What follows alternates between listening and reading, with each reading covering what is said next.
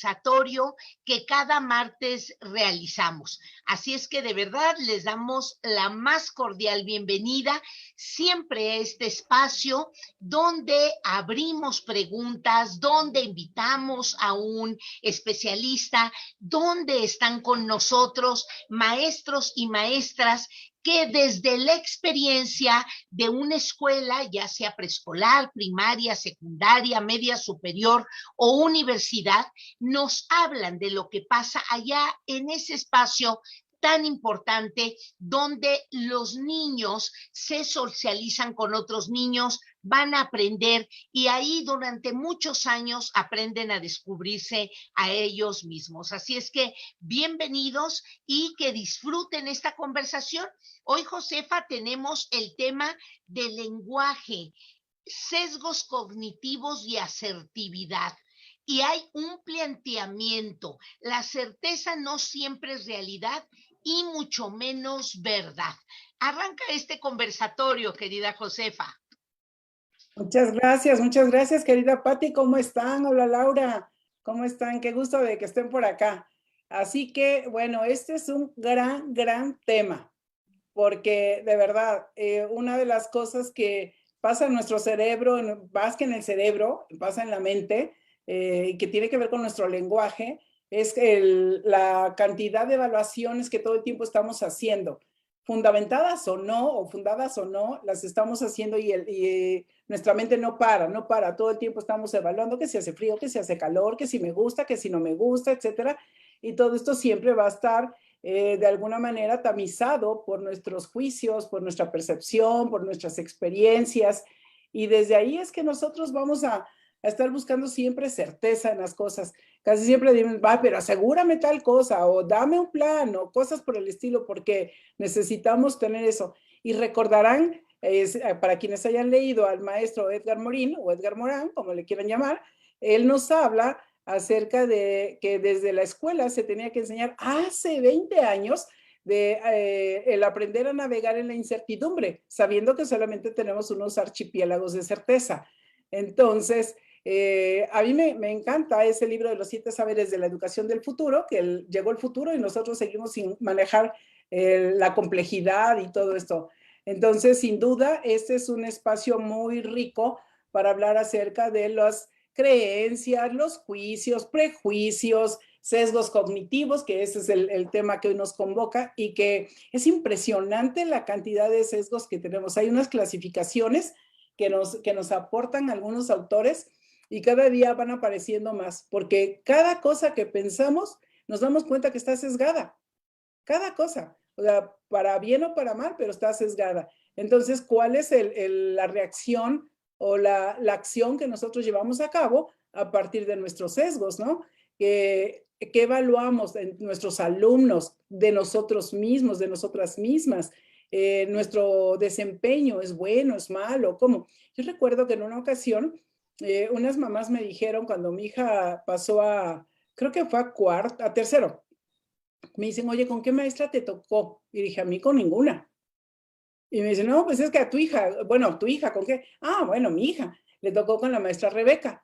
Y dice, no, es que, ¿por qué no pides que te la cambien de maestra? Porque mira, vamos a pedir que nos cambien a la maestra, porque es una maestra muy dura y no sé qué. Y yo les puedo asegurar que, vamos, ¿desde dónde hablaban esas mamás?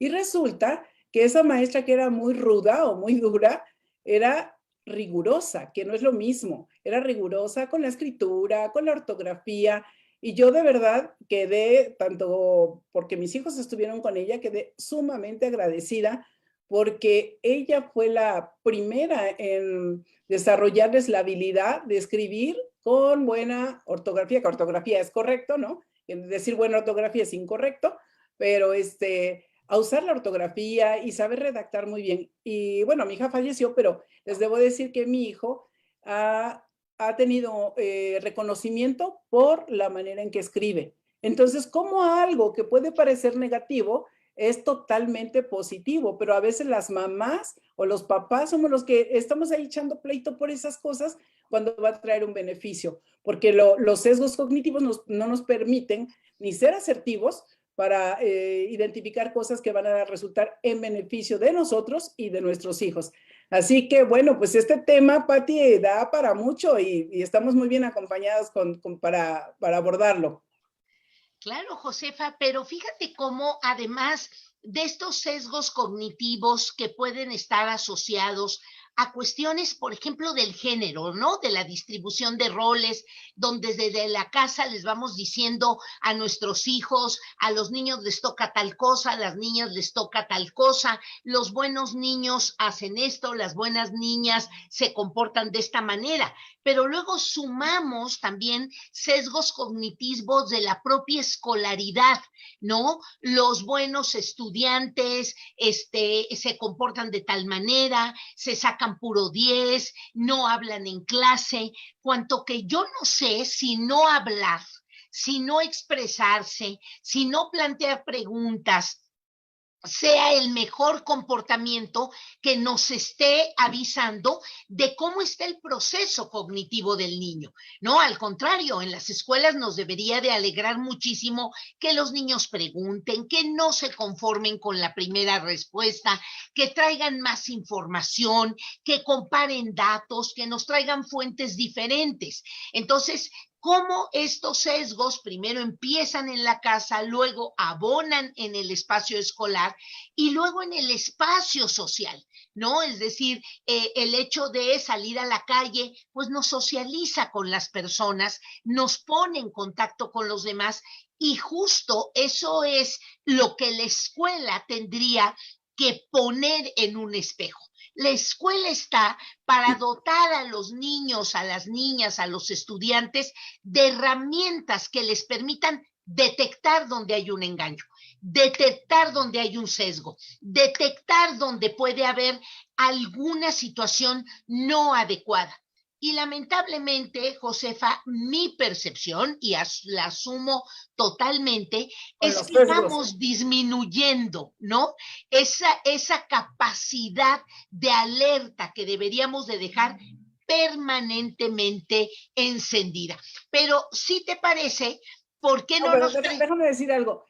Por ejemplo, algo que se limita mucho es el pensamiento crítico. Y fíjense, si ustedes ven las competencias que demanda o que anuncia el Foro Económico Mundial, tienen que ver con la resiliencia y todas estas cosas, la asertividad, la comunicación, y yo les pregunto, ¿esas son competencias nuevas? No, esas competencias siempre se han buscado. Cuando uno está buscando trabajo, se pone ahí esas mismas competencias. Y cuando nos solicitan capacitación en las empresas, esas mismas competencias vamos a trabajar. Digo, bueno, ¿en qué momento vamos a tener una mejor conversación? Porque la calidad de las relaciones se determina por la calidad de las conversaciones. Entonces, esto que tú mencionas, Pati, es sumamente importante que lo vayamos abordando desde otros ángulos, porque el darle el chance, y así lo pongo entrecomillado, el darle el chance, escuchar a los niños, aunque sean de preescolar, porque dicen, no, no saben los niños, saben más que de lo que uno se imagina, dan unas respuestas que uno se sorprende porque tienen un pensamiento mucho más simple, todavía no tienen tanta carga de sesgos. Y muchas veces nosotros, no, eso no se habla a la hora de la comida, eso no se hace aquí, eso no se hace allá. Y decía un director, el otro día me platicaba, dice, fíjate que en mi casa no se hablaba de dinero a la hora de la comida y después yo tenía que ir a comidas de negocios y cómo me costaba trabajo, porque yo traía ya inserta la creencia de que no se debe hablar de dinero y justo pues, era yo incompetente en eso hasta que tomé unas sesiones de terapia para decir, bueno, ¿qué me pasa a mí con el dinero? No era con el dinero, era con una creencia implantada de que no se tenía que hablar de eso. Entonces, somos muy responsables, los padres y los maestros, de esos intercambios que se hacen en comunidad, de casa y escuela, y es ahí donde se determina ese entramado. Pero bueno, vamos ya con nuestros maestros invitados, maestras, que tenemos otra vez mujeres. ¿Qué pasa con los hombres, que no se proponen? Yo, ¿Qué es yo, esto? bueno, pues se dice que tienen a veces ese desarrollo de competencias comunicativas que implica enfrentarse a un espacio como este, pero bueno, vamos a seguirles insistiendo a los maestros que nos acompañen. Pues aquí te Claro, dejo, Josefa, para gracias. que dirijas el diálogo con nuestras maestras, ¿sí? Para empezar a conocer esas buenas prácticas que ellas promueven en sus instituciones. Claro, y para las maestras que no han tenido pues la oportunidad y que hoy nos privilegian con su presencia, la dinámica que hemos desarrollado o que hemos propuesto para estas sesiones, estos conversatorios, es la siguiente, que ustedes se presentan y nos dicen qué han hecho de buenas prácticas relacionadas con el tema y después formulan una o dos preguntas para que nuestra especialista invitada, Laura Elena, nos haga el favor de compartir información que trae de mucho valor para todos nosotros y que vaya intercalando las respuestas para ustedes. Y si tienen alguna otra pregunta, los maestros que no están en este momento como presentadores, bueno, que nos pongan las preguntas en el chat para que las vayamos integrando. Entonces, bueno, damos la bienvenida a la maestra Marta Patricia Alcántara Paz, directora de primaria en Ciudad de México, y a la maestra Adela Aguilar Bautista, directora de preescolar en el Estado de México. Entonces, maestra Marta Patricia, bienvenida y cuéntenos qué ha hecho de buenas prácticas. Bueno, se presenta un poquito más y qué ha hecho de buenas prácticas y sus preguntas. Adelante. Muchas gracias, buenas noches a cada uno de ustedes. Es un privilegio estar aquí y contar con excelentes personas. Tengo el gusto de conocer a algunas de manera personal. Y bueno, soy, como bien lo dicen, tengo más de 35 años de experiencia. Trabajé algunos tiempos en escuelas particulares y tengo ya 6 años en la función de director. En esta parte es muy importante rescatar algo de lo que ustedes mencionan. Dentro de estos sesgos cognitivos, cómo prevalece mucho todavía los viejos paradigmas que nos educaron. Y eso hay que irlo quitando, primero ir trabajando con el padre de familia. Creo que una de las prácticas más importantes es el hablar con el padre de familia las cosas como son, sin pintar monitos, teniendo cuidado, teniendo la resiliencia, la empatía y las palabras adecuadas para que el padre de familia pueda ir también rompiendo estos paradigmas. ¿Por qué empezar con ellos? Porque ellos son nuestros puntos de lanza para que nuestros niños también tengan ese pensamiento crítico, para que estos niños también puedan tener esa facilidad de participar y de entrar. Nos daba mucho antes, ¿quién levanta la mano? Y nadie levantaba la mano por el miedo del qué dirán. Y entonces hay que darle primero a los alumnos y al padre de familia también esta participación y darle la confianza y la certeza de que no, que lo que digan está bien. Solamente hay que algunas palabras que corregir. Dentro de la institución que yo manejo, hemos hecho prácticas exitosas. Una de primero de ellas es hacer diferentes talleres con los padres de familia para que precisamente darles esa confianza, desarrollen este pensamiento crítico, esta forma de hablar, de irnos quitando esos sesgos cognitivos de creencias no que fueran malas, pero que ya en este momento no son adecuadas a nuestro mundo moderno o de lo que nos antecede el siglo XXI, ¿no? Hoy, como bien dijo la maestra, tenemos que ser asertivos, pero eso no es así. Se tiene que aprender en la práctica desde el inicio con los pequeños de preescolar, con los desde la casa. Esa es una. Y otra fabulosa que nosotros tuvimos fue en el grado de 6º año, donde se armó un taller socioemocional, donde los niños platicaban acerca de sus emociones, donde tuvieron la confianza de poder diseñar, de decir los miedos, los duelos, lo que antecedía en la casa, lo que antecedía en la escuela. Y como adultos tenemos miedos, pero el miedo hay que romperlo. Y para eso tenemos que tener esas prácticas exitosas y dar la confianza y brindar esta situación. Mi pregunta sería para la maestra Laura, ¿cómo seguir creando esos ambientes de confianza que tenemos todavía padres de familia, sobre todo, muy renuentes al cambio, renuentes a este tipo de situaciones, pero no solamente el padre de familia, sino también como maestros? Hay maestros de 30, 40 años que seguimos en un antecedente de mi currículum oculto. ¿Cómo el currículum oculto pesa? Cuando el currículum no tiene que ser algo más allá de flexible, didáctico, emocional, resiliente, empático a las necesidades de mi contexto, porque algo que hay que tomar en cuenta son los contextos con los que trabajamos. No en cada uno de ellos podemos dar lo mismo, sí, pero de una manera diferente, sí, pero entendiendo al otro, sí, pero escuchando al otro. Creo que una escucha activa, un diálogo asertivo, nos hace el cambio.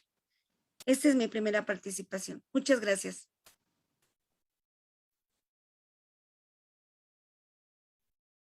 Maestra Marta Patricia, ¿nos podría regalar algún ejemplo concreto de algo que haya hecho con sus alumnos o con las maestras que usted pues supervisa, dirige, etcétera, que usted gestiona, que tenga que ver con el manejo de estos sesgos cognitivos? ¿Cómo le hace?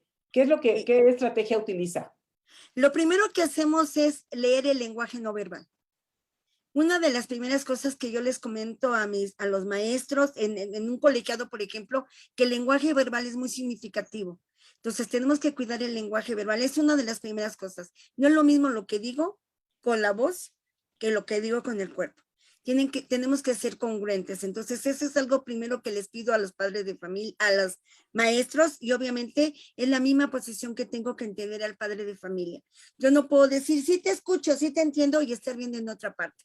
Tengo que observar, tengo que mirar, tengo que leer su lenguaje. Entonces, hemos hecho esa clase de talleres, hemos tenido este tipo de situaciones, que los maestros tengamos que ser congruentes con nuestro lenguaje verbal y con nuestro lenguaje no verbal.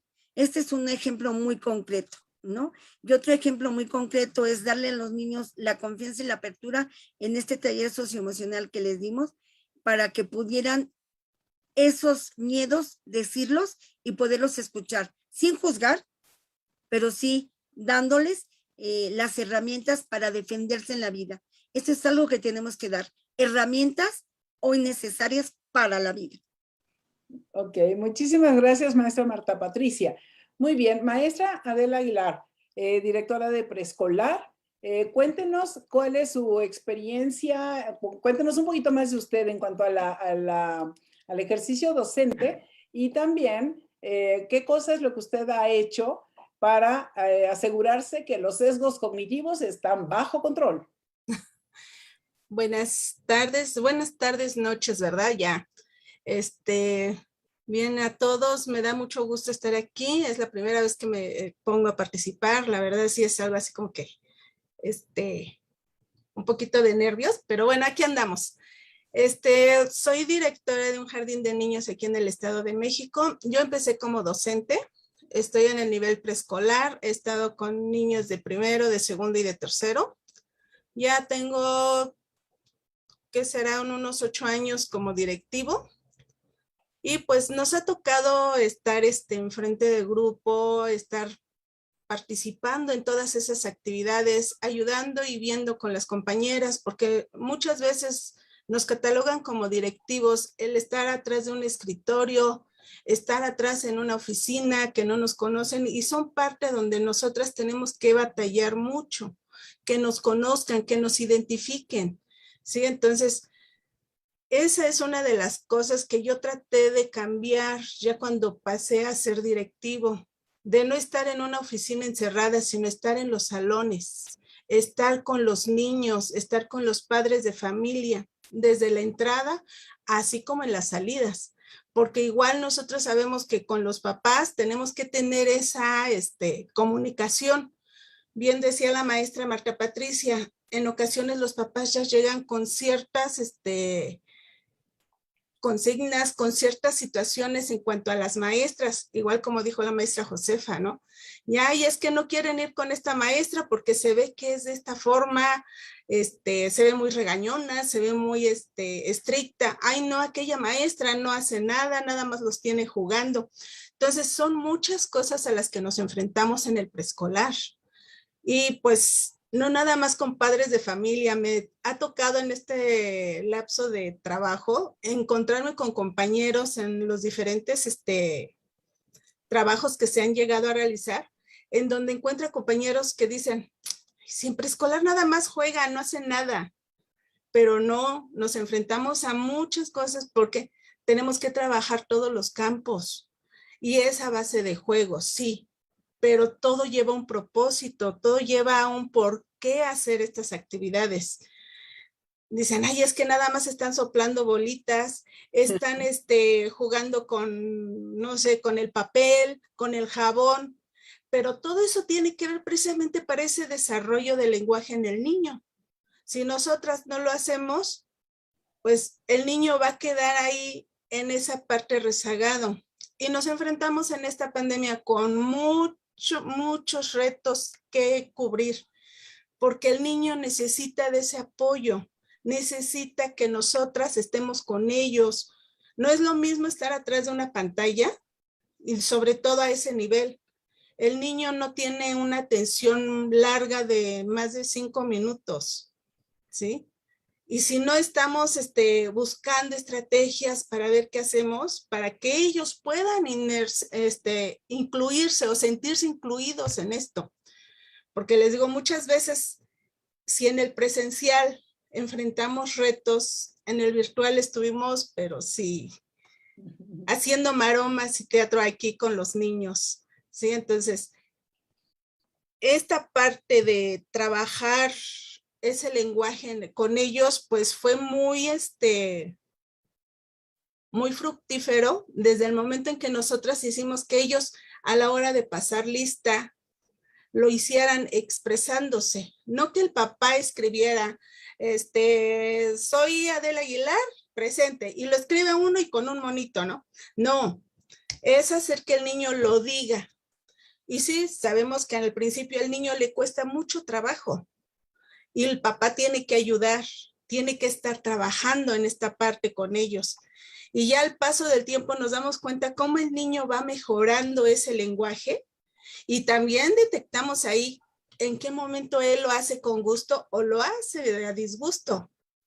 Ahí es donde podemos ir detectando esta parte, que no lo podemos hacer cuando estamos en forma virtual, es un poco más difícil, pero bueno, digo, son retos a los que nos estamos enfrentando y pues tenemos que salir adelante.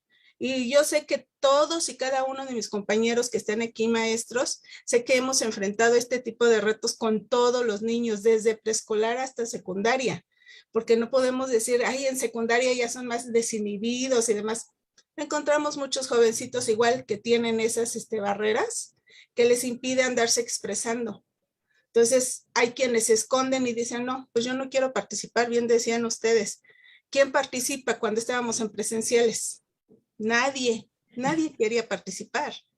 Entonces, pues, son a lo que nos enfrentamos. Nosotros con los niños en estas actividades virtuales, les pedíamos a las mamitas que nos apoyaran con un vasito, con jabón, con popote, pero previamente a esto también nosotros trabajamos el soplido con el popote para que no lo absorbieran y ellos pudieran hacer ese soplido y sacaran esas burbujas de colores. Entonces, ese tipo de actividades nos ayudan a que el niño tenga más confianza y tú puedes, lo vas a hacer. Entonces, son parte de algunas de las actividades que nosotros vamos realizando en este nivel.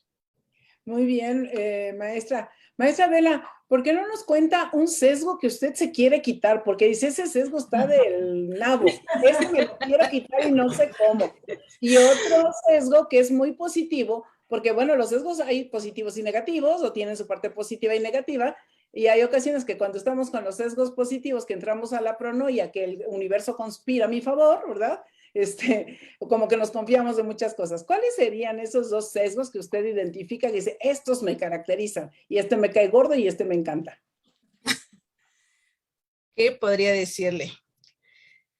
En forma negativa, yo creo que para mí va siendo el tener más comunicación con todos. O sea, hay una parte en mí que me cuesta mucho esa comunicación más abierta. Ok. ¿Sí?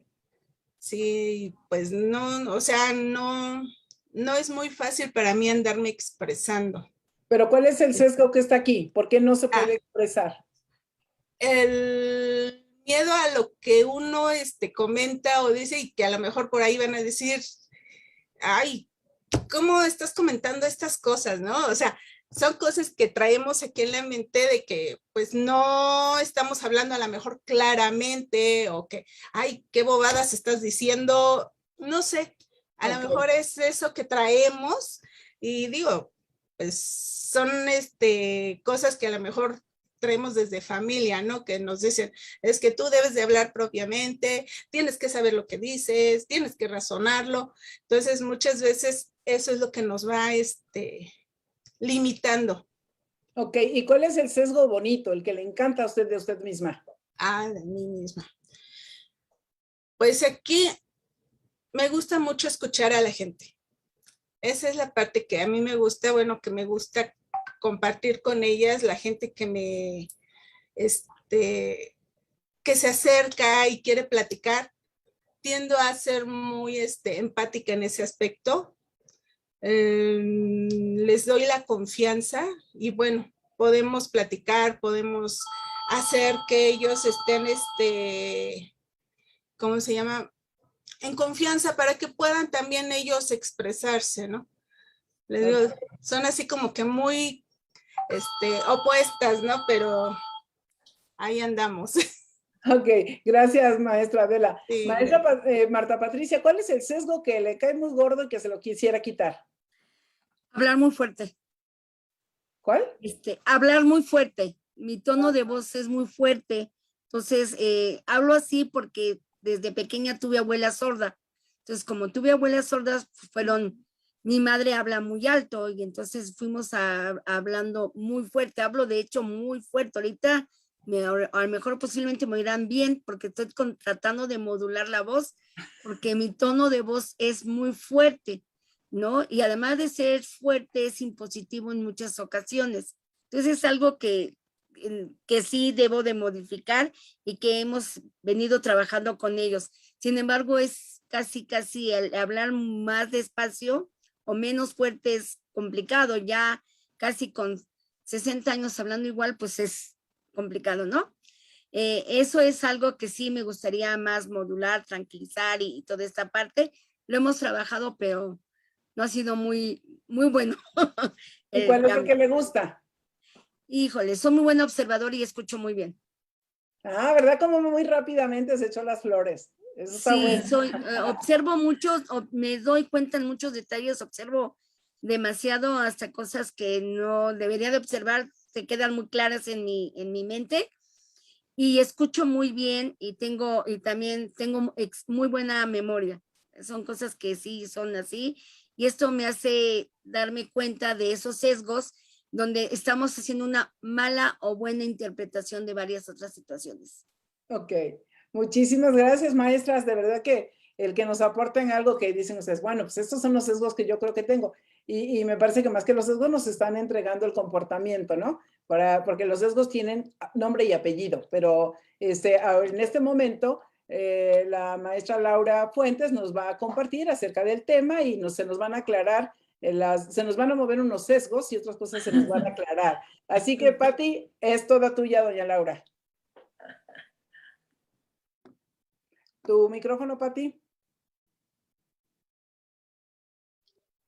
Muchas gracias, Josefa. Pues despedimos a la maestra Adela. Muchísimas gracias por estar aquí con nosotros. También le damos las gracias a la maestra Marta Patricia por sus aportaciones. Y Josefa, pues vamos a comenzar etapa, momento de la conversación donde pues le dejamos la voz a la maestra Laurelena Fuentes López. Pero déjenme comentarles un poco del currículum de la maestra Fuentes López. Ella es conferencista y tallerista, especialista en temas educativos relacionados con la nueva escuela mexicana, la educación familiar, las habilidades socioemocionales y las neurociencias. De hecho, su último libro se llama ¿Y la familia?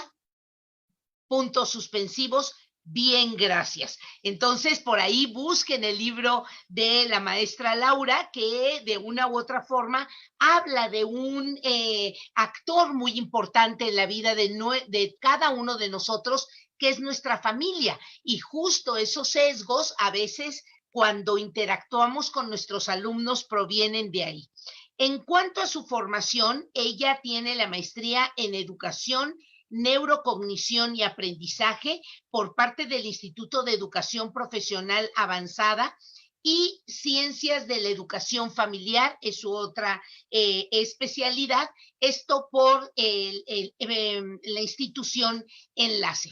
Su formación de licenciada es en psicología, esto por la Universidad del Valle de México, pero cuenta con varias especialidades que le han hecho incorporar una enorme cantidad de estrategias: neurodidáctica, liderazgo educativo, realidad familiar, contemporánea, orientación familiar, desarrollo humano y orientador humanista. Laura ahorita tiene muchas actividades profesionales, pero ahorita está ayudando al estado de Tlaxcala, en donde ha emprendido ahí una serie de capacitaciones muy interesantes. Pues Laura, te damos la más cordial bienvenida y platícanos de este tema, y desde la experiencia de las maestras y sus preguntas, bueno, pues coméntanos qué pueden hacer los profesores. Te dejo los micrófonos. Pati querida, muchas gracias. Gracias, Josefa, maestros, maestras, qué gusto compartir con ustedes esta tarde. Bueno, pues un tema súper rico, súper interesante, pero vamos como llevándolo un poquito más despacio. Sabemos que las personas somos seres sociales, ¿no? Que nos necesitamos relacionar con los demás e incluso dejar un poquito de constancia de nuestra existencia. Y entonces la comunicación es este pilar de las relaciones interpersonales, porque influye la familia, los amigos, la pareja, el ámbito profesional, escolar, en fin. Ahí es donde ponemos en común cómo somos, qué hemos aprendido y cómo lo percibimos y lo transmitimos.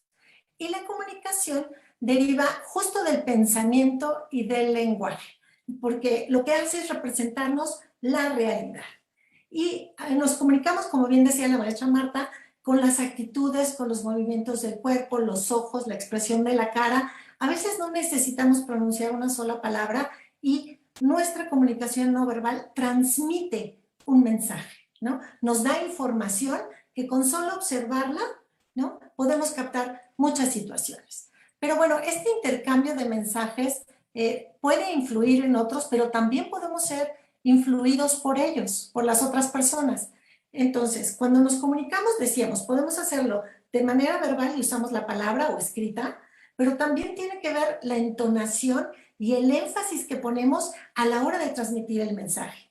Y claro, mi expresión facial, mis gestos, mi postura, todo eso lleva una connotación superior, no solo a lo que digo, sino al cómo lo digo, en qué intensidad y mi postura.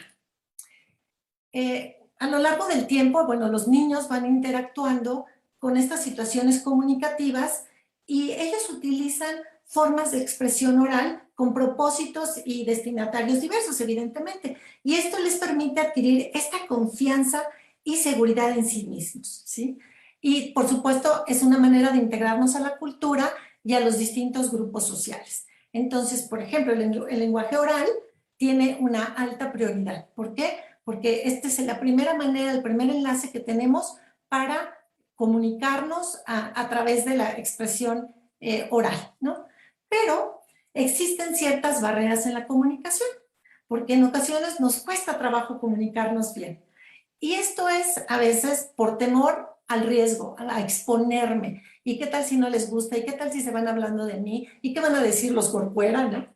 También puede ser alguna barrera física, semántica, o incluso por mecanismos de defensa, por un mal manejo de emociones. Entonces, la lista en realidad es muy grande.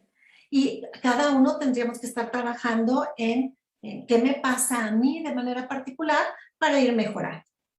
Y la comunicación también puede presentar algunos trastornos, es decir, algunas dificultades para percibir, para enviar, para procesar y para comprender los conceptos. Y ahí es donde interviene el lenguaje, porque el lenguaje es esta habilidad que está involucrada en el desarrollo de estas habilidades para razonar, para regular, para modelar conductas, para formar vínculos con los otros. Y si lo vemos, muchos de los problemas que tenemos con los demás, con la pareja, con el trabajo, en mi relación con mis alumnos, es justo en la manera en cómo logro o no transmitir el mensaje que yo quería. Decíamos que hay ciertos trastornos y hay unos que, bueno, que están como muy clasificados, por ejemplo, trastornos de la voz como, no sé, la fonía, o trastornos del habla como las dislalias, o alteración en la fluidez como estas personas que presentan tartamudeo, o alteraciones del lenguaje ya con afasias o situaciones como un poco más complejas. Pero vámonos por partes. ¿Cómo se procesa esta información? Sabemos que nuestro cerebro está diseñado para sobrevivir y hace lo necesario para hacerlo, ¿no? Es nuestro centro de experiencias. Pero todas las experiencias que tenemos, las experiencias que vivimos, son producto de nuestra mente, ¿no? Porque se recibe la información a través de los sentidos, escuchamos un perro que ladra, ¿no? Y entonces el cerebro rápidamente interpreta, lo manda al tálamo y dice, ahí hay un perro, está cerca o está tras las rejas, es como la primera información. Después se la va a mandar a otra parte del cerebro, que es la amígdala, que hace como una evaluación emocional, ¿ok? ¿Para qué? Pues para reaccionar. Ya sea, si es peligro, córrele, aléjate, o no hay peligro, mira, está en la reja, este perro está ladrando, pero no te pasa nada. Entonces, esta información se guarda en la memoria y puede ser a corto plazo o a largo plazo, según la experiencia, y nosotros le vamos a ir dando sentido a todo lo que hemos experimentado para aprender a sobrevivir. Si en alguna ocasión a mí me mordió un perro, yo ya sé que cada vez que oigo perro, bueno, primero vuelo, no corro, sino vuelo, porque tuve una experiencia. Eso ya se guardó en mi cerebro y me dice el cerebro, esto nos amenaza, mejor córrale porque ya nos fue muy mal una vez. Entonces, así pasa con las experiencias que hemos tenido a lo largo de la vida, ¿no? Reaccionamos, si es peligro, aléjate, no hay peligro, acércate. Entonces, tenemos como una necesidad de actuar rápido, ¿sí? Y ante todos los estímulos que tenemos y sobre todo hoy con tanta información, el cerebro tiene que aprender a ser selectivo y también tiene que responder rápido. Y a veces nos ahorramos el paso de ir como en orden, ¿no? Decir, a ver, calma, tranquilo, a ver cómo está el perro, observar con atención, es amenaza o no. Esto nos lleva un poco de tiempo. Pero como queremos ser eficientes y a veces decimos, es mejor aquí corrió que aquí quedó y después averiguamos si de veras el perro era una amenaza o no, ¿sí? Nos vamos como al corto, al pronto. Fíjense, si recuerdan alguna vez que me parece que comentamos esta parte de los 3 cerebros, donde mi primera reacción es automática y responde mi cerebro primitivo, que solamente actúa y es de manera inconsciente. Perro ladrando, corre, ¿no? Mi cerebro emocional es el que siento miedo, ¿ok? Pero mi cerebro racional, el que piensa que está en esta parte del neocórtex, dice, a ver, no pasa nada, está amarrado, no hay problema. La forma en que nos aproximamos al conocimiento está sesgada, o sea, hay un como desvío en esta forma de percepción porque no nos damos el tiempo de detenernos, de analizar y dejar que se oxigene mi cerebro y que mi inteligencia elija si es bueno o malo, si vale la pena, si no, sino que utilizamos esta vía corta, ¿no? Que nos lleva a actuar, a responder rápido y no importa si es eficiente o no. Hasta después nos damos cuenta de que esta respuesta no fue la adecuada, que exageramos, que si suena una campana yo creí que era la alerta sísmica y me puse a gritar como loca, ¿no? Entonces hay una parte de, oye, no era para tanto, ni siquiera esa es la alerta sísmica, hay otra situación, pero ya después, ¿sí? Entonces, veamos. Estos sesgos cognitivos son errores del pensamiento que alteran el cómo procesamos esta información y puede conducir a que tomemos decisiones irracionales. Ya que después lo pensamos, vamos a decir, ay, pero qué bárbaro, ¿cómo hice eso? Pero hasta después de ese proceso de análisis. Pero estos sesgos cognitivos son en el momento y son rápidos, ¿no? Forman parte del pensamiento humano y seguramente como consecuencia de adaptaciones evolutivas, ¿no? Que es lo propio del ser humano, evolucionar y nos vamos con esta respuesta como muy rápida, ¿no? Claro, es útil tomar decisiones rápidas, aunque no sean razonables, pero es mejor decidir y equivocarse a no decidir, ¿no? Entonces, los sesgos cognitivos influyen en la forma en cómo vemos el mundo y están determinados por implicaciones culturales, claro, cómo me enseñaron, cómo me educaron, en el medio en el que me desarrollo, o sea, la influencia social y también las motivaciones emocionales y éticas. Entonces, como ven, es una lluvia de cosas por las que actuamos así.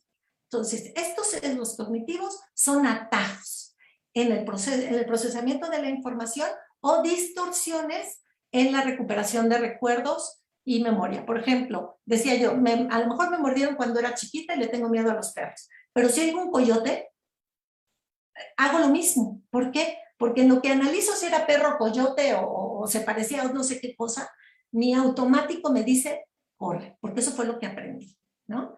Entonces, cuando vamos cuando vamos a responder, tendríamos que estar analizando. Todos tenemos sesgos cognitivos, ¿eh? Nadie nos salvamos, porque pues estamos aprendiendo, es parte de la vida y es normal. Insisto, ante tantos estímulos, lo mejor que podemos hacer es, por lo menos respondo, ¿no?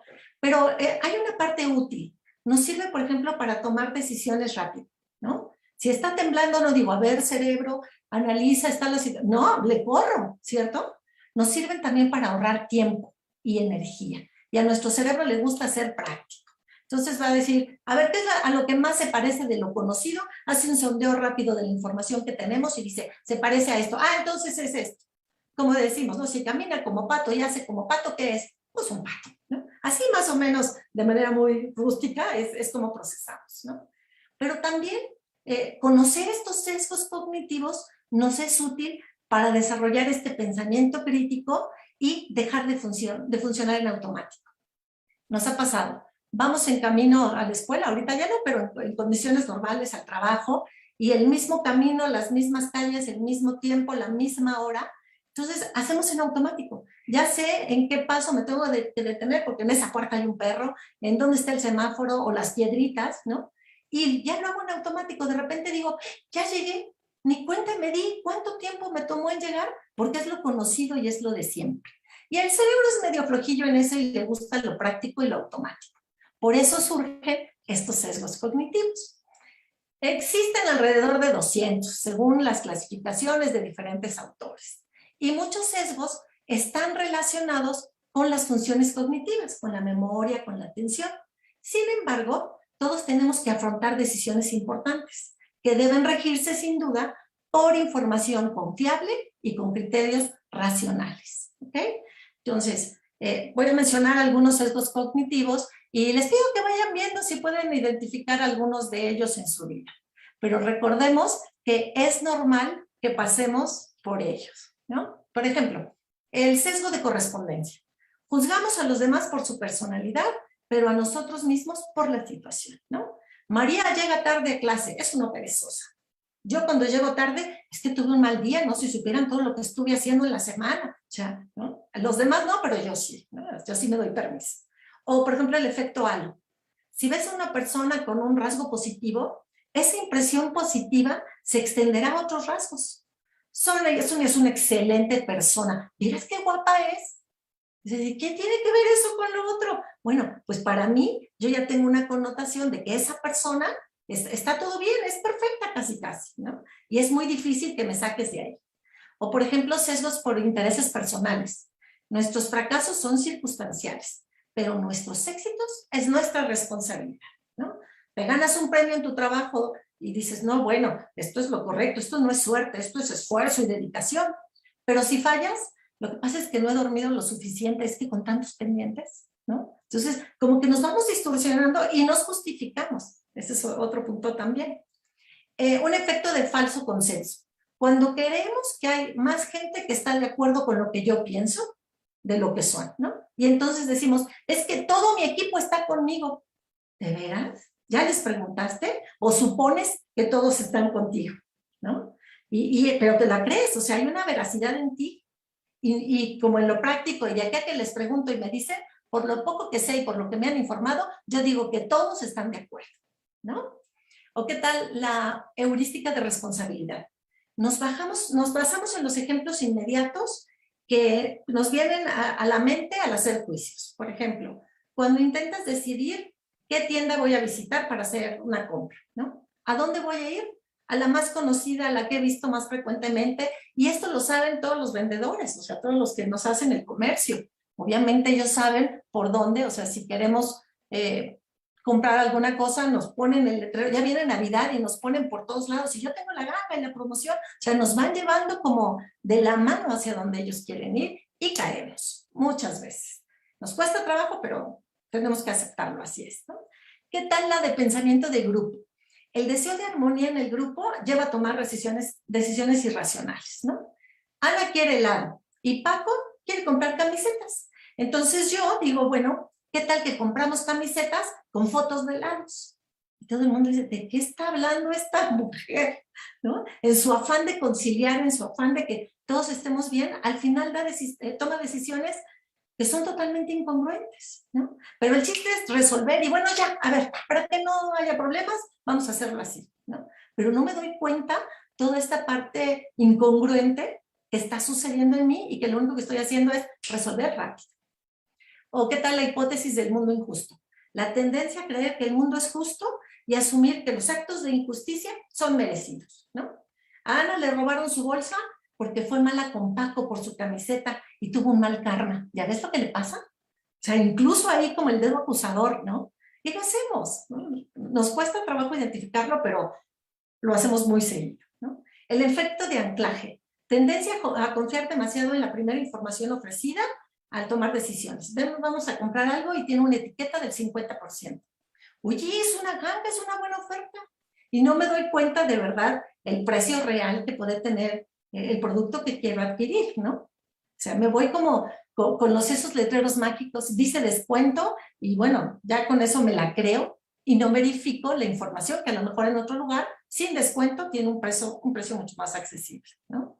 Y bueno, así de verdad hay muchos, solo les comentaba algunos, uno más. La retrospección idílica, ¿no? Nos empeñamos en ver con buenos ojos el pasado y ver el futuro de forma negativa, ¿no? Antes los niños eran más respetuosos. Antes de la pandemia todo era mejor, ahora todo está de cabeza. ¿De veras todo está de cabeza?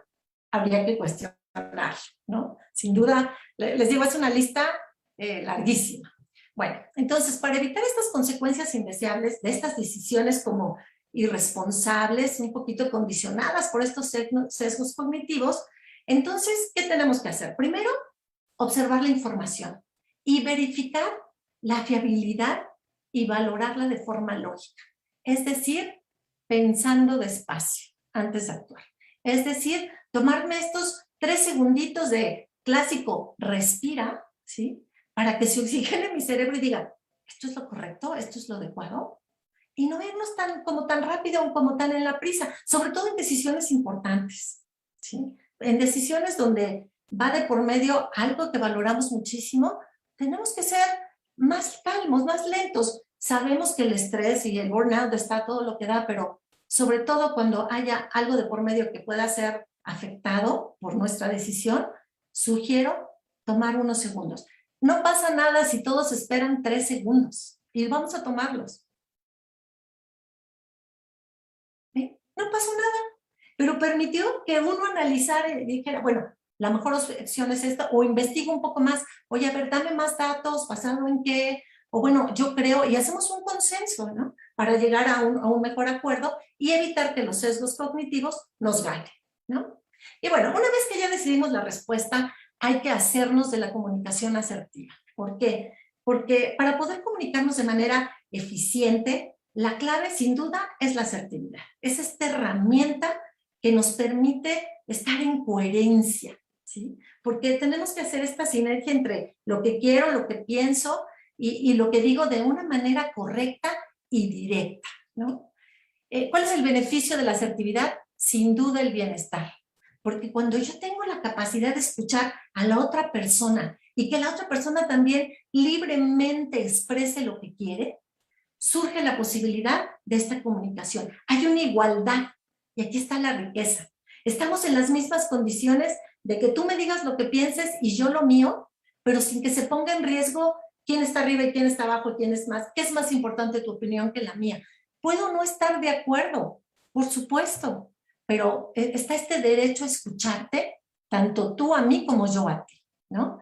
Entonces, en ocasiones no somos muy asertivos justo por miedo a no ser entendidos. ¿Para qué le digo si ni me entiende, no? O si yo expongo mi postura, corro el riesgo de quedarme solo porque nadie piensa como yo, entonces mejor no digo. Y todo esto sin duda tiene que ver con la autoestima.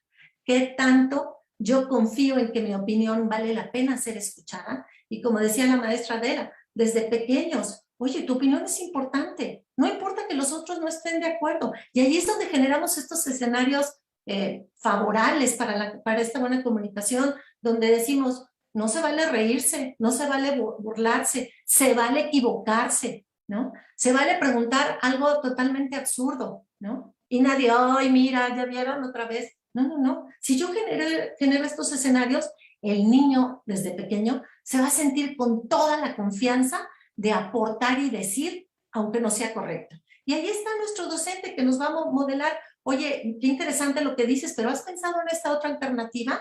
Y vamos conduciendo a este pensamiento crítico de investigar, de saber más, pero con esta libertad de apertura de decir, tengo derecho a decir lo que pienso y mi opinión vale la pena de ser escuchada. Aunque no estén de acuerdo, no importa, ¿no? Pero qué rico es cuando podemos hablar y qué rico también es educar para aprender a escuchar, ¿no? Porque estamos como ya muy inmersos en lo rápido y en lo que ya se apure, y no nos damos el tiempo de escuchar, sino estamos pensando en qué le voy a decir, en lugar de veras concentrarme en dar lo mejor de sí para escuchar. Y bueno, en esta parte de la comunicación asertiva hay como 3 niveles, ¿no? Está como el agresivo, el asertivo y el pasivo, ¿no? El agresivo normalmente ataca y el pasivo normalmente huye del conflicto, ¿no? El pasivo, imagínense un ratoncito, ¿no? Evita mostrar sus sentimientos, o sus pensamientos, porque qué pena, qué van a decir, no se vayan a ofender, teme ser rechazado o incomprendido, ¿no? No valora sus opiniones, las tiene, pero no tiene esa fuerza para poderlas ofrecer, ¿no? Permite que violen sus derechos, los demás se aprovechan normalmente, abusan de esa persona, no logra sus objetivos, pero al mismo tiempo se siente como muy ofendido. Es que yo me esfuerzo y trabajo y nadie me valora, ¿no? Y hay de verdad una sensación de dolor emocional importante. Se muestra retraído, permite que los demás decidan incluso por ellos, ¿no? Obviamente hay una baja autoestima aquí, y aquí es, tú ganas y yo pierdo. Aquí lo importante es que tú estés bien. Oye, ¿por qué no le dices? Es que se enoja, ya ves cómo es. Y entonces me lo guardo, ¿no? Esa es una persona como pasiva. En el otro extremo tendremos al agresivo. Imagínense aquí un león, ¿no? Así, fuerte, voraz. Esta persona sobrevalora sus propias opiniones, ¿no? Desprecia a los demás. Aquí las cosas se van a hacer como yo digo. Y logra los objetivos. Humilla y desprecia y le da igual. Es hostil, es explosiva. Decide por otros. Ataca incluso, ¿no? Ahí su postura es, yo gano y tú pierdes. Ninguna de las dos nos gustan, por supuesto que no. ¿A dónde vamos? Hacia la parte asertiva, ¿sí? Esta comunicación abierta de las opiniones ajenas. Yo te puedo decir lo que se me pegue la gana. Después tú me dirás si estás de acuerdo o no, pero qué delicia es poder expresar mi opinión. Qué delicia es poder decir, yo pienso diferente, ¿no? Y ya después a lo mejor podemos negociar y platicamos y tú me das tus aportaciones y yo te escucho. Oye, ¿por qué tú ves las cosas de otra manera? Y las escucho. ¿Puedo cambiar de opinión o reiterar que ya entendí por qué no estoy de ese lado, ¿no? Pero es esta buena comunicación, este buen escenario donde se logran los objetivos sin lastimar a otros, se siente uno bien consigo mismo y se tiene uno confianza, ¿sí? Se muestra sociable, emocionalmente expresivo, decisivo por sí mismo. Bueno, yo creo, mi opinión es, y la mostramos, ¿no? Aquí yo gano, pero tú también ganas. Y otra cosa muy importante que socialmente nos cuesta mucho trabajo, el aprender a decir no sin sentirnos culpables. Se vale decir no. Oye, Juanita, ¿no te quedas hoy al turno de la tarde, por favor? Oye, yo sé que hoy tú ahorita tienes la tarde libre, por favor, apóyanos. Ándale, manita, ¿no? ¿Se acuerdan del clásico manita? Y si es una persona pasiva, mi ratoncito va a decir, ay, bueno. Y por dentro de la tarde se va a poner a llorar porque no tuvo la fuerza de decir, oye, en esta ocasión, no. Así, el no necesita mayor explicación, ¿no? Es una manera complicada de esta sociedad hermosa que amamos en México, que somos como muy complacientes con los demás, menos con nosotros mismos. Yo creo que la asertividad es una buena oportunidad de recordarnos lo importante que somos también nosotros. Y véanlo con la clásica mamá, ¿no? Ahí hay esto, bueno, para ustedes, la canción, está oyendo la mamá a José José que le encanta, y llega el hijo, ay, ma, ¿cómo eso? Y le canta. Oye, pero espérame, me entiendo claramente que esta canción no te guste a ti, pero a mí me encanta. Así es que me permites que termine, por lo menos que termine la canción.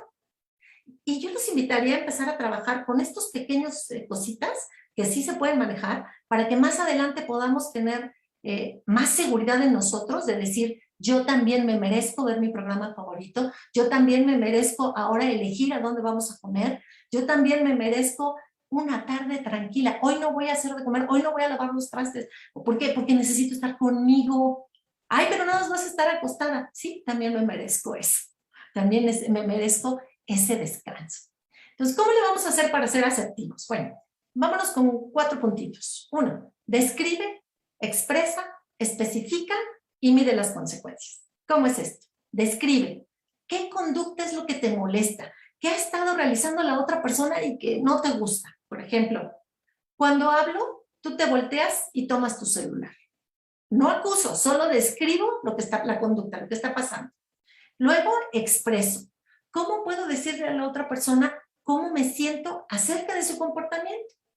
Cuando hablo, siento que no te interesa lo que digo, ¿no? Te expreso lo que estoy sintiendo. Y luego sé como un poquito más específica. ¿Qué cambio de conducta podrás solicitar? Decir al otro exactamente lo que quiero. Me gustaría que me miraras a mí a la cara en lugar de ver tu celular cuando yo te llamo. Ya vamos como desmenuzando. Y luego viene la parte de la negociación.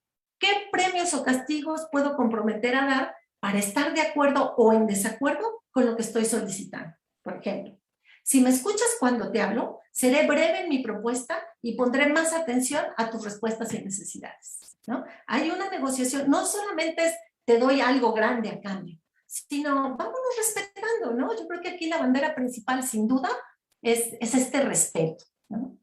¿Cómo le vamos a hacer? Bueno, sin duda hablar en primera persona. Cuando tenemos una conversación y queremos hacerlo de manera asertiva, hay que empezar por mí. Yo creo, a mí me gustaría, para mí es importante, y no, tú siempre me haces o tú nunca. No, esas las quitamos, por favor. Luego expreso lo que siento, hago el contacto visual que decía la maestra Marta, me parece, ¿no? Te veo a los ojos, porque nos comunicamos directamente. Como decía, si yo estoy volteada, sí, sí, dime, ¿te escucho? No me estás escuchando. Y de ahí hay una barrera que no me permite estar contigo. Empleo un tono de voz firme y claro. En esta ocasión no me voy a poder quedar en la tarde. Espero que encuentres a alguien que lo pueda hacer. O sea, así más claro. Hoy no me quedo, ¿no? Y no necesito explicarte, es que mira, en la tarde tengo que hacer. No, no, no, esa es mi vida personal. Pero cuando yo ya trabajé en mi autoestima, cuando ya sé que me merezco y que tengo derecho a decir no, ahora el siguiente paso es usarlo y decirlo de una manera asertiva, donde yo gane y tú ganes, donde te lo expreso, ¿sí? Pero no te lastimo, no te humillo, pero tampoco a mí, ¿no? Y utilizo un discurso como tranquilo, como calmadito, ¿no? Y no hay que olvidar los enemigos de la asertividad. Uno es la falta del control emocional, o sea, nos gana la tristeza, el enojo o el miedo, o la pasividad, por debilidad o timidez. Ay, no, pues ya déjalo así, mira, pues total siempre me quedo. No, por favor. O a veces incluso no sé cómo hacerlo. Por eso los invito a que nos centremos más en esta asertividad, como a estar más conscientes de cómo estoy transmitiendo, cómo me estoy comunicando con los demás y qué mensaje estoy mandando, ¿no? El clásico, ay, ese nunca dice nada, hombre, total. Resumiendo entonces, ¿cuáles serían como las 5 claves para ser asertivos? 1, el respeto hacia mí y hacia los demás, o sea, en esta escucha de igualdad. Otra, hacerme responsable de mis opiniones, de mis ideas, ¿no? Porque ya las dije yo y pues sí, lo asumo. Y también se vale decir, oigan, no sé qué dije, me equivoqué, una disculpa. Pero vuelvo a hacerme cargo, a hacerme responsable de lo que yo dije. Por eso es importante hablar en primera persona. Tercero, ser claros. ¿Qué quiero? Y cuando más justifico la comunicación, más merma, ¿no? Cuando empiezo a dar, es que fíjate que porque cuando... No, clarito y concreto. Y el cuarto es no utilizar un lenguaje agresivo. No solo somos agresivos cuando gritamos, sino a través del lenguaje imperativo, ese que da órdenes, que corta la decisión de la otra persona. No lo dejo ni siquiera opinar, no lo dejo que haga, sino tú te quedas en la tarde. pues dame la oportunidad de preguntarme si puedo o quiero, ¿no? Entonces, cuidar esa parte. Y la tercera, la voluntad de querer llegar a un consenso con la otra persona. Porque a veces ponemos esta barrera de, pues así lo digo yo y ni modo. No, vamos a tener esta apertura para que nos respeten y podamos respetar a los demás y por supuesto llegar a acuerdos. Entonces la clave es también la perseverancia. Inténtalo, equivócate, date cuenta y vuelvo a empezar. Esto es como el músculo, hay que fortalecerlo. Muy bien, pues regresamos cámaras y micrófonos con Patti. Tú.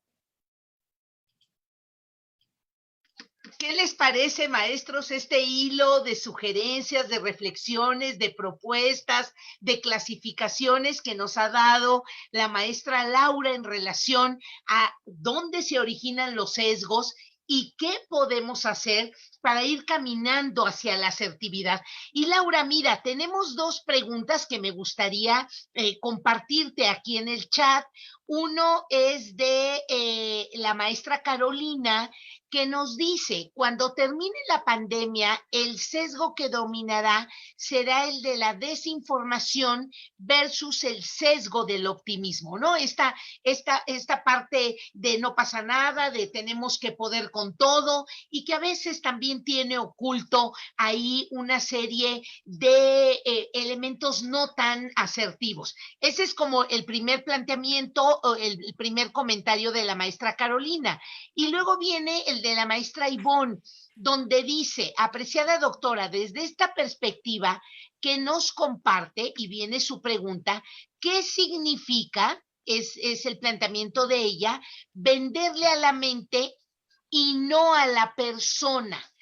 En términos de comunicar, cómo se le vende a la mente y no a la persona, ¿no?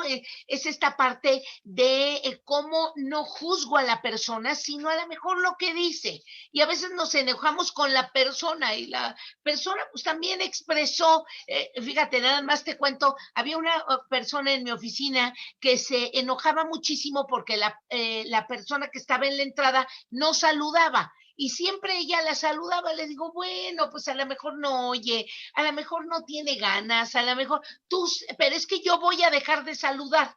Pues no, ¿no? Ahí, ¿qué opinión tienes, Laura? Y tenemos otra, dice, como dijo la maestra Laura, claro y preciso, lo que debemos hacer para ser asertivos. Te dejo comentando estas tres aportaciones, tanto de la maestra Gabriela, como de la maestra Ivonne, como de la maestra Carolina. Claro que sí, Pati, muchas gracias. Bueno, fueron como muchas, pero vamos a tratar de completar. O sea, cada persona tenemos derecho, como en este caso que comentaba la maestra Pati, de hacer y no hacer. Y aquí tendríamos que estar trabajando, y lo he dicho muchas veces, tolerancia a la frustración. A la única persona que puedo cambiar es a mí, no a los demás. Si el otro no quiere, no puede o no se le da la gana, es su responsabilidad. Asume la tuya. ¿Qué necesidad tengo yo de querer cambiar al otro? Si el otro no quiere. Ya sé que es por su bien, ya sé que es lo mejor, pero ese es ahí vienen los sesgos, ¿no? Yo tengo la verdad absoluta, pues no. Habría que conocer la historia de esa persona y saber por qué es así, pero nos la va a decir o no, si quiere o no, y está en todo su derecho de no querer responder. Entonces, como trabajar esta tolerancia a la frustración de que no podemos cambiar a una persona sin su permiso, ¿no? En esta parte del optimismo que comentaba, ¿no? Claro que pasó algo, por favor, estamos en una pandemia, no podemos hacer como, no pasa nada, por supuesto que pasa y pasó fuerte. Y a todos nos desniveló, de una manera o de otra. Algunos se adaptaron más rápido, que bueno, bien por ellos, pero otros nos está costando más trabajo, ¿no? ¿De qué depende? De su situación personal. O sea, si en una casa hubo fallecimientos, se perdió la salud, el dinero, pues obviamente no va a estar igual que otra que tuvo el privilegio, y permítanme decirlo así, de conservar sus bienes y sus personas y su familia. Y evidentemente no está igual, ¿no? Si de por sí todos traemos nuestra historia, ¿no? Cada uno saca su cajón y encontramos ahí muchas cositas. Y ahorita con la pandemia, pues esto en muchas ocasiones se ha desbordado. Entonces, de ponerme en esta situación del pesimismo y el optimismo, yo apuesto por el optimismo sí o sí. Pero no desde el, sí, sí se puede y somos los únicos.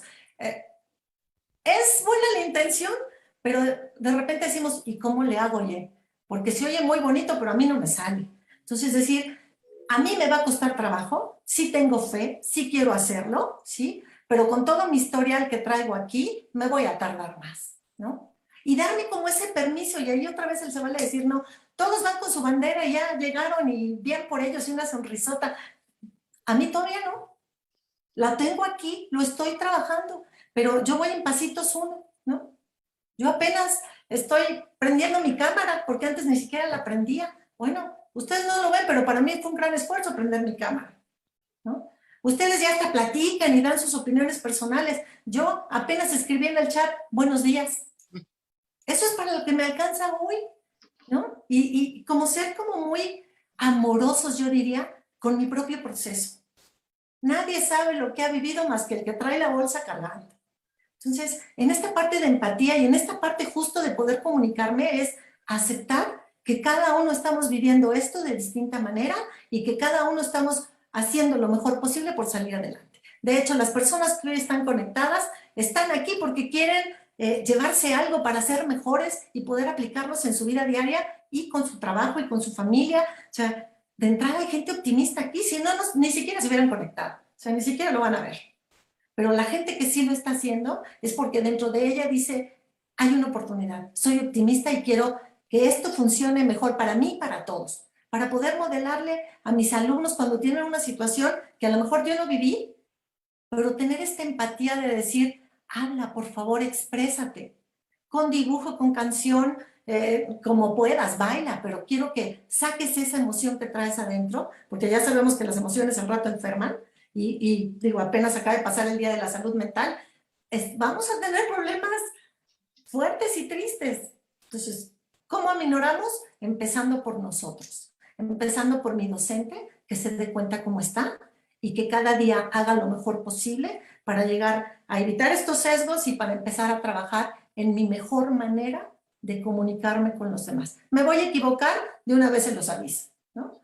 Pero ya me voy a ir dando cuenta y cada vez voy a hacer mi mejor esfuerzo por hacerlo mejor. Y ahí está el gran ejemplo para los niños de en primer día de clases gritaba como no sé qué le pasó y mira, ahora hasta llega y nos saluda con más cariño, ya hasta se sabe mi nombre, ¿no? Entonces, como trabajar por ahí. ¿Qué te parece, Josefa? ¿Cuántos elementos nos llevamos hoy? Y a lo mejor valdría la pena hacer algunos comentarios para el trabajo dentro de la escuela, de todo esto que nos comparte la maestra Laura, ¿no? Cómo también entre nosotros nos comunicamos y los niños escuchan, cómo pedimos las cosas, cómo se las pedimos a ellos, cómo retomamos a veces algún error de un niño y que a veces nosotros no tenemos este tino como para traducirlo y hacer que no se sienta mal, cómo a veces aceptamos los apodos o nosotros también participamos, son algunos sesgos que pueden ir perpetuando pues el hecho de no trabajar esta comunicación asertiva. ¿Qué opinas, Josefa? Bueno, pues sin duda es un gran tema que no se acaba ni se acabará hasta que nos muramos. Yo creo que hasta muertos vamos a llegar al cielo, al infierno y vamos a llegar con los sesgos. Dijeron que aquí era muy aburrido el asunto, ellos dijeron que aquí era muy divertido. Entonces, fíjense que es súper interesante el que nosotros, bueno, yo creo que tomaría una de las cosas que nos ofrece Laura como hacer la pausa para respirar. Y la pausa para respirar, para oxigenar nuestro cerebro, para que el cerebro tenga la capacidad de reflexionar. Y creo que aquí aplican los 4 acuerdos, las preguntas poderosas, las que ustedes quieran, pero lo primero que hay que preguntarnos, ¿de dónde viene mi enojo? O sea, si realmente responde a esta situación que estoy viviendo o viene de antes. Entonces, hacer la pausa para preguntaros, que es respirar, si se puede, tomen agua de pasadita para que tengan mayor conductividad eléctrica en el cerebro y reflexionar para darnos cuenta de dónde viene, por qué me incomoda esta persona o este niñito, porque tenemos niños que de verdad nos incomodan y a quién me recuerdan. Entonces, eso es inconsciente y no nos damos cuenta que no estamos siendo asertivas o asertivos y que le estamos poniendo una carga emocional a ese chamaquito que ni la debe ni la teme. Es mi historia, es mi recuerdo. Entonces, ojo con eso, yo diría. A mí me parece que la pausa que nos nos recomienda Laura es muy, muy pertinente. La otra cosa de lo que nos dice Laura es cómo ser categóricos o directos en la asertividad.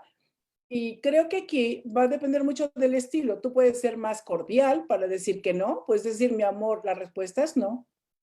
Y eso te pone también dentro del espacio de la asertividad, ¿no? O decir, no, no, pero vamos, ya como le voy cargando más calor o menos calor a la intención y a la entonación, va a hacer que la persona se sienta de tal o cual manera. Entonces, Patti, por ejemplo, es asertiva súper cordial y amorosa, y yo no.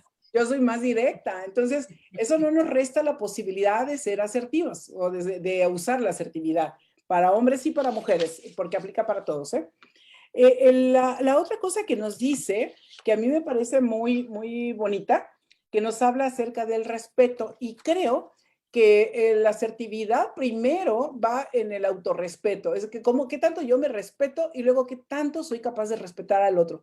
Si yo no me respeto, si yo no me doy mi lugar, difícilmente se lo puedo dar al otro. Y eso sí está vinculado con los sesgos cognitivos. ¿Por qué yo no me respeto? ¿De dónde viene eso? Porque yo me tengo que ir al sometimiento, me tengo que ir a la pasividad, porque me engancho y me vuelvo agresiva. O sea, ¿qué sentido de impotencia tengo ahí? ¿O qué recuerdo anterior tengo? ¿O de a quién aprendí? Porque debo decirles que en alguna ocasión conocí a una persona que me llamó mucho la atención, que era tartamudo, pero yo estaba supervisando una sesión de coaching con una de mis alumnas, y entonces el chico dijo que, bueno, pues cuando ella, pero fue simpático porque lo lleva, y ella no sabía que era tartamudo. Entonces fue una sesión de lo más accidentada porque la persona que se estaba formando como coach no le entendía a su coachee porque era tartamudo. Y luego ya que terminamos, yo hice el cierre de la intervención porque yo le iba traduciendo lo que él decía. ¿Y por qué yo le podía traducir? Y esto tiene relación con lo que dice Laura, porque le estaba poniendo atención. La otra, la que estaba haciendo el rol de coach, estaba entre que le ganaba la risa, entre que no podía entender, en que no sabía que la persona tartamudeaba. Cuando llegó al espacio, a la oficina, el salón que teníamos, llega un muchacho súper musculoso, guapo, bien formado, etcétera. Fíjense, y eso tiene que ver con los sesgos. Entonces, pues las chicas de mi oficina y los demás compañeros, todo el mundo sí lo veía. Cuando se dio cuenta que era tartamudo, cambia a otro sesgo. Porque eso es muy rápido, ¿no? Van cambiando. Entonces, yo le dije, ¿de quién aprendiste a tartamudear? Y me dice, bueno, no, yo creo que soy tartamudo. Y le dije, tú decías que alguien más en tu familia. Dice, mi mamá. Al poco tiempo fue a terapia de lenguaje y él no era tartamudo. Fíjense, qué interesante. Pero luego con mi alumna le digo, bueno, pues tú, ¿de dónde te lo trajiste? Como dijera mi mamá, ¿de qué tendedero te lo jalaste? Porque no sabías que era tartamudo y vienes a tu práctica de evaluación. Y me dice, no, pues es que lo conocí en un salón de baile, nos hemos hecho amigos, pero nunca había platicado con él, siempre bailaba, pero nunca platicaba, ¿no? Entonces, ¿cómo se dan este tipo de cosas?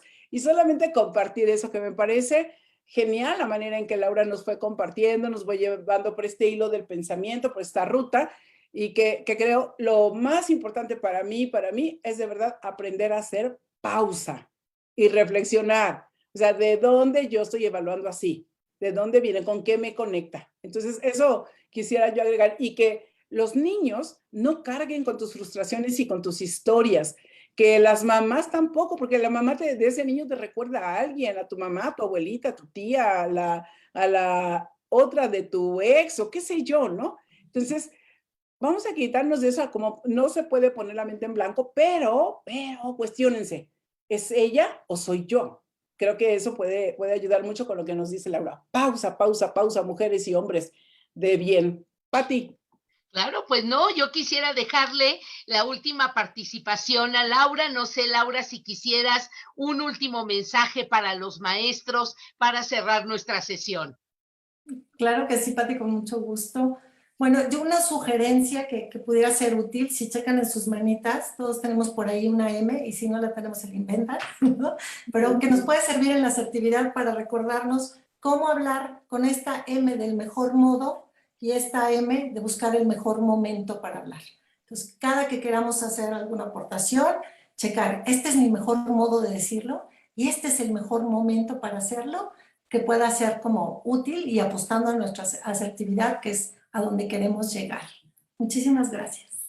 Al contrario, Laura, te agradecemos infinito. Esas 2 M's nos las vamos a llevar, seguro que sí. De veras, te agradecemos muchísimo. A mí me gusta poner en modo galería para despedirnos. Agradecerle muchísimo a la maestra Marta Patricia, a la maestra Adela, su intervención, sus aportaciones, su compartir. A ustedes, los maestros que se identificaron de Guerrero, de Tamaulipas, del Estado de México y de la Ciudad de México, de veras decirles que este es su espacio. Cada martes aquí nos vemos, inviten a más maestros, y si no, el día de mañana ya saben que les mandamos la liga, les mandamos la dirección donde queda grabado para que pasen estos videos en sus consejos escolares, en sus espacios con los compañeros, que cada vez más vayamos extendiendo estos mensajes, estas estrategias. Esa es la labor de esta conversación de todos los martes con ustedes. Laura, muchísimas gracias. Josefa, nos vemos el próximo martes y a descansar. Muchas gracias a todos. Gracias, Claro que sí, pásenla bonito y recuerden, me encantó, Laura, eso de las 2 M's. Me encantó, está buenísimo ese anclaje, así que no se les olvide. Nos vemos, Laura, muchas gracias. Gracias. Bye. A todos, un abrazo. Gracias. Muchas gracias a todos. A ustedes, maestros. Buenas noches. Buenas noches. Gracias.